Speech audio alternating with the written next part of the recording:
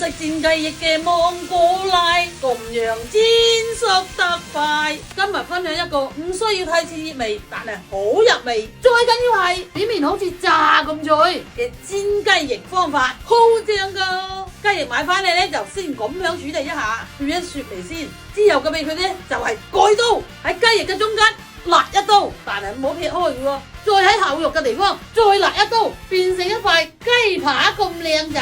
你又準備紅晒啊？變成一頭你就即刻執流啊？就可以揼少少黑胡椒同埋鹽啦，唔需要醃，已經好入味。鑊熱中火加油，先煎雞皮嗰邊，時不時就喐下個鑊，大概5分鐘之後就翻面，熄火黑，用啲餘溫慢慢煎佢，慢慢煎佢。